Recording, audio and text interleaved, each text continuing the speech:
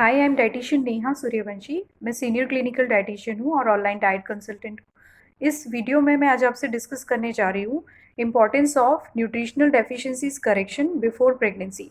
Plus मैं आपको एक सैम्पल डाइट चार्ट भी शेयर करूँगी that will help you to maintain your nutritional status normal and healthy pre pregnancy. So first and most important nutrient जो है pre pregnancy जिसका correction बहुत ज़रूरी है with that is folic acid. Folic acid का supplementation proper होना बहुत ज़रूरी है क्योंकि ये बेबी के डीएनए एंड आरएनए प्रोडक्शन के लिए हेल्पफुल है और न्यूरल ट्यूब डिफेक्ट्स जो फर्दर डेवलप होती हैं उनको प्रिवेंट करने के लिए भी ये बहुत ज़रूरी होता है। ज़्यादातर गायनिकोलॉजिस्ट को आपने देखा होगा वो प्री प्रेगनेंसी काफ़ी टाइम पहले से ही फॉलिक एसिड के सप्लीमेंटेशंस रिकमेंड कर देती हैं। उसका रीज़न ये है कि फॉलिक एसिड का नॉर्मल लेवल अगर बॉडी में नहीं होगा तो आप हेल्दी प्रेगनेंसी लीड ही नहीं कर पाएंगे, प्लस आपके बेबी को काफ़ी सारे प्रॉब्लम्स आ सकते हैं। फॉलिक एसिड के साथ साथ आयोडीन का सप्लीमेंटेशन भी बहुत ज़रूरी है। आयोडीन डेफिशिएंसीज को करेक्ट करना बहुत ज़्यादा इंपॉर्टेंट है बिकॉज ये नॉर्मल थायराइड फंक्शनिंग के लिए ज़रूरी है और फीटस के मेंटल डेवलपमेंट को भी ये सपोर्ट करता है। तो आयोडीन का नॉर्मल लेवल होना बहुत इंपॉर्टेंट है। आयरन तो मोस्ट इंपॉर्टेंट थिंग है जो हम सभी जानते हैं, ब्लड वॉल्यूम जो इतना ज़्यादा इंक्रीज हो जाता है ड्यूरिंग प्रेगनेंसी, प्लस आपके हीमोग्लोबिन प्रोडक्शन के लिए भी आयरन की रिक्वायरमेंट होती है। प्लासेंटा एंड फीटस की ग्रोथ के लिए भी आयरन बहुत ज़रूरी है। So that is also very important nutrient. Same vitamin D and calcium also plays very important role. Vitamin D and calcium जो है ये दोनों एक न्यूट्रिएंट एक दूसरे के कॉम्प्लीमेंट्री हैं। विटामिन डी कैल्शियम के एब्जॉर्प्शन के लिए बहुत ज़रूरी होता है और बॉडी में बेबी के प्लस मदर दोनों के स्केलेटल हेल्थ के लिए ये बहुत ज़रूरी है। अगर ये बॉडी में कम होगा तो बेबी के स्केलेटल हेल्थ पे इसका इफेक्ट हो सकता है। बॉडी में बोन डेवलपमेंट को ये हिंडर कर सकता है और बेबी के इम्यून सिस्टम को भी ये प्रभावित करता है। सेम केस में मदर में अगर डेफिशिएंसी है तो मदर का इम्यून सिस्टम वीक हो सकता है और मदर के इम्यून सिस्टम वीक होने के साथ ये बोन्स को भी वीक कर देता है जिससे काफ़ी तरह के प्रॉब्लम्स राइज होते हैं। तो दोनों का level vitamin D and calcium दोनों का लेवल नॉर्मल होना is very important pre pregnancy. और इसका इफेक्ट इंसुलिन सिक्रीशन पर भी पड़ता है जिससे गेस्टेशनल डायबिटीज़ के इश्यूज हो सकते हैं। तो ये सारे केसेस में विटामिन डी एंड कैल्शियम का लेवल आपको प्रेगनेंसी के पहले चेक करना और उसको नॉर्मल रखना बहुत इंपॉर्टेंट हो जाता है। ये आपके लेबर में जो प्रॉब्लम्स होती हैं, लेबर प्रॉब्लम्स को भी ये डेफिशिएंसीज बढ़ा देती हैं और साथ में अगर ये डेफिशिएंसीज आगे फर्दर हो तो ये सिजेरियन के इंसिडेंट्स को भी बढ़ाती हैं। तो इनको आपको टाइमली करेक्ट करना बहुत ज़रूरी है। एग्स की ग्रोथ के लिए बहुत इंपॉर्टेंट है, प्लस फर्टिलिटी को बूस्ट करने के लिए बहुत ज़रूरी है। सारे ही विटामिन्स एंड मिनरल्स काफ़ी इंपॉर्टेंट रोल प्ले करते हैं, बट आपको vitamin B, B complex, folic acid, iron, calcium इनका लेवल नॉर्मल रखना बहुत ज़रूरी है। विटामिन डी के लेवल को आप नॉर्मली सनराइज़ मॉर्निंग सनराइज़ अगर आप सनलाइट लेते हैं मॉर्निंग में 20 मिनट्स 15 मिनट्स तो भी आपको ये काफ़ी हेल्प करेगा। और अगर इसका लेवल ज़्यादा कम है आपकी बॉडी में तो आप डॉक्टर से कंसल्ट करके प्रॉपर आप इसका सप्लीमेंटेशन टैबलेट्स या विटामिन डी ग्रैन्यूल्स या इंजेक्शंस लेकर आप इसके लेवल को नॉर्मल कर सकते हैं। प्रेगनेंसी को कंसीव करने के चांसेस विटामिन डी जिनमें लेवल नॉर्मल होता है उनमें काफ़ी ज़्यादा बढ़ जाते हैं। एक रिसर्च में भी देखा गया है कि आईवीएफ के लिए जिन लेडीज़ को विटामिन डी के सप्लीमेंट्स दिए गए थे उनमें विटामिन डी नॉर्मल या जिनका लेवल नॉर्मल था या जिनका लेवल अबव था नॉर्मल से, उनके कंसीव करने के चांसेस 2 गुने बढ़ गए थे एज़ कम्पेयर टू जिनमें विटामिन डी का लेवल कम था। तो विटामिन डी का लेवल आप चेक करा करके, खासतौर से जिनको डायबिटीज़ है, थायराइड है, पीसीओडी पीसीओएस का प्रॉब्लम है या अनएक्सप्लेन्ड इनफर्टिलिटीज़ के इश्यूज़ भी अगर आपको है या ओबेसिटी का इशू है तो ऐसे लोगों में ये डेफिशिएंसी ज़्यादा देखी गई है। और रिसर्च में ये भी देखा गया है कि 10 वुमेन में से 8 वुमेन्स को विटामिन डी की डेफिशिएंसी होती है। तो इसका मेन रीज़न है कि पूरे दिन आप इंडोर रहते हो और जब आप बाहर निकलते हो तो कई बार ज़्यादातर वुमेन सनस्क्रीन अप्लाई कर लेती हैं कि उनको टैनिंग ना हो, या कुछ लोग स्कार्फ यूज़ कर लेते हैं। बट अगेन ये सारी चीज़ें आपके सनलाइट को बॉडी में पड़ने के से रोक देती हैं जिससे आपका विटामिन डी लेवल बॉडी में कम हो जाता है। तो स्ट्रेस में रहना, लाइफस्टाइल आपकी अनहेल्दी है या आपका डाइट प्रॉपर नहीं है, स्लीपिंग पैटर्न प्रॉपर नहीं है, इस वजह से भी विटामिन डी का प्रोडक्शन बॉडी में सही नहीं हो पाता है जिससे विटामिन डी की डेफिशिएंसी नॉर्मली देखी जाती है। और अभी आज इन नाउ डेज ज़्यादातर केसेस में विटामिन डी डेफिशिएंसी बहुत कॉमन होता जा रहा है। तो मॉर्निंग के टाइम पे आपको 20 मिनट्स डेली सनलाइट लेना बहुत ज़रूरी है। साथ में आपको अगर डॉक्टर ने सजेस्ट किया है तो वो आपके जो विटामिन डी के 6 वीक के डोजेज़ हैं आप उनको कंप्लीट करिए, उससे भी आपका विटामिन डी नॉर्मल हो जाएगा। और फॉलिक एसिड का लेवल भी आप चेक करके रखिए विटामिन डी के साथ।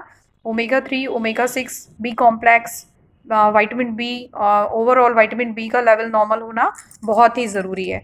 तो इन ये लेवल अगर आप मेंटेन करेंगे तो डेफिनेटली आप एक बहुत हेल्दी प्रेगनेंसी को लीड कर पाएंगे, और आपको कंसीव करने के साथ साथ आपको लेबर तक प्लस आपके डिलीवरी को नॉर्मल रखने के लिए भी ये सारे न्यूट्रिएंट बहुत इंपॉर्टेंट रोल प्ले करते हैं।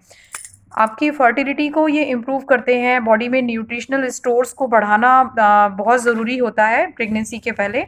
प्री प्रेगनेंसी एक एवरेज इंडियन वुमेन के लिए जो डाइट सूटेबल है वो मैं आपको भी इस वीडियो में शेयर करूँगी। आपको अगर थायराइड या पीसीओडी के इश्यूज़ हैं तो भी ये डाइट प्लान आपको फॉलो कर सकते हैं आप, और आपकी बॉडी में प्रेगनेंसी के लिए आपकी बॉडी को प्रिपेयर करने में दैट विल हेल्प यू। अगर आप स्ट्रेस में हैं तो मैं आपको बोलूँगी फर्स्ट ऑफ ऑल आपको काम करना बहुत ज़रूरी है अपनी बॉडी को। तो आप किसी भी तरह का मोड, जैसे आप डांसिंग, योगा, मेडिटेशन कर सकते हैं या लाइट म्यूज़िक सुन सकते हैं, बट आप स्ट्रेस फ्री हो। सो फर्स्ट ऑफ ऑल आपको स्ट्रेस फ्री होना बहुत ज़रूरी है, which will help you to go for a healthy pregnancy. और अगर आपके पीरियड्स इरेगुलर हैं या आपको प्रॉब्लम हो रही है प्रेगनेंसी प्लान करने में, कंसीव करने में, तो the first and most important thing आप अपने वेट पे, आइडियल वेट पर आ जाएं। अगर आपका वेट कम है या ज़्यादा है तो ये सारी चीज़ें, बहुत सारी चीज़ें डिस्टर्ब कर देती हैं बॉडी में, वेट का कम या ज़्यादा होना। तो मोस्ट इम्पॉर्टेंट थिंग कि आप अपने आइडियल बॉडी वेट पर आ जाए। और वर्कआउट भी इसके लिए आप कर सकते हो। Diet plays most important thing, no doubt, but साथ में आप वर्कआउट भी इंक्लूड करिए। वर्कआउट अगर आप साथ में करेंगे तो आप अपने वेट को हमेशा नॉर्मल रख पाएंगे, जो आपके ओव्यूलेटरी साइकिल को भी इम्प्रूव करेगा, आपकी बॉडी में स्टेमिना और स्ट्रेंथ को भी बढ़ाएगा, प्लस आपकी हेल्दी प्रेगनेंसी और नॉर्मल डिलीवरी को लीड कर पाएगा। तो वर्कआउट में आप सिंपल एक्सरसाइज कर सकते हैं, या डेली आप 45 मिनट्स मॉर्निंग में अगर आप वॉक कर रहे हैं, that is also more than enough, वो आप इंक्लूड करिए। और कंसीव करने में ये सारी चीज़ें आपको बहुत हेल्पफुल होंगी। Last and most important thing is आप अपनी डाइट पे ध्यान दीजिए, जो आपकी न्यूट्रिशनल स्टोर को रिप्लेनिश करने वाली है। तो इम्पॉर्टेंट सप्लीमेंटेशन जो मैंने आपको जैसे पहले भी बताया, तो मैं भी आपको और डिटेल में डिस्कस कर देती हूँ। First and most important thing is folic acid. तो गायनेकोलॉजिस्ट जो आपको प्लानिंग फेज़ में ही फॉलिक एसिड सप्लीमेंट प्रिस्क्राइब करेगी, साथ में आप उसको डाइट के थ्रू भी इंक्लूड कर लीजिए। तो ये आपको डाइट में हेल्दी प्रेगनेंसी के लिए बहुत ज़रूरी रहेगा।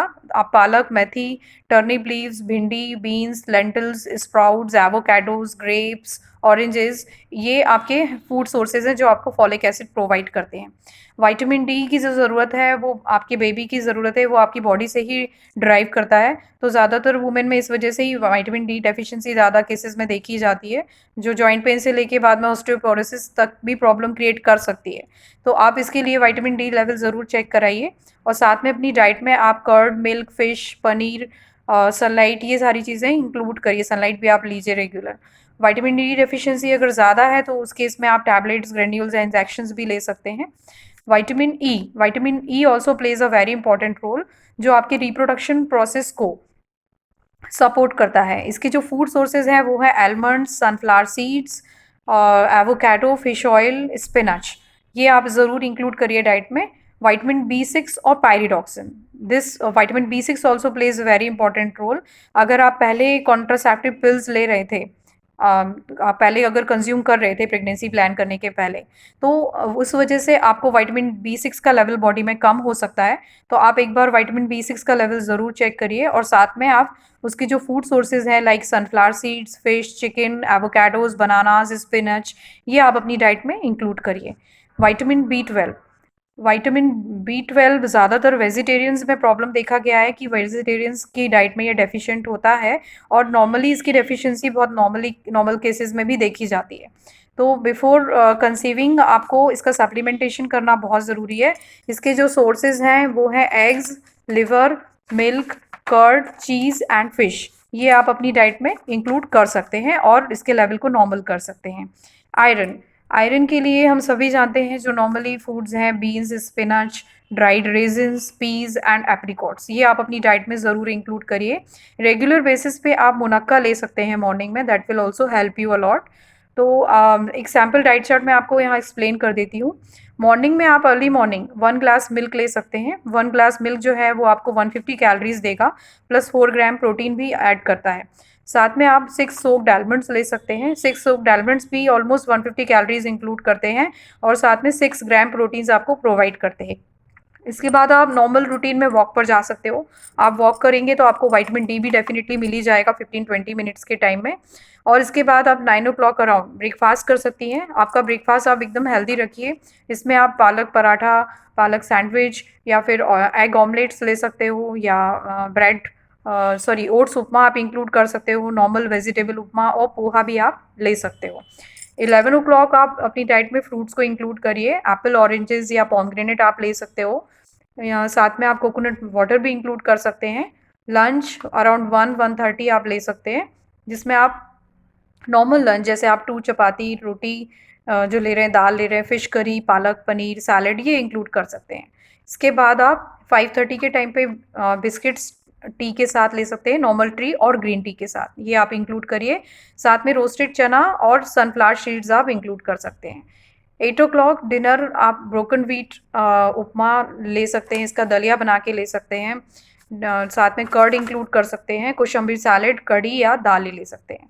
इस तरह ये आपका नॉर्मल डाइट है, बट इसी के काफ़ी रिच है प्रोटीन्स, विटामिन्स और मिनरल्स में, जो आपकी ऑलमोस्ट सारी न्यूट्रिशनल डेफिशिएंसीज को करेक्ट करने में भी हेल्प करेगा और आपको एक हेल्दी न्यूट्रिशनल स्टेट को भी आप रिप्लेनिश करेगा।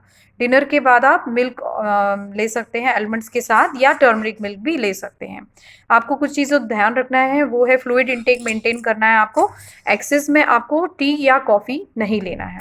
सो these are the basic things जो मैंने आपको इस वीडियो में डिस्कस की हैं। आई होप आपके लिए ये वीडियो काफ़ी इंफॉर्मेटिव रहेगा। Thank you, thanks a lot.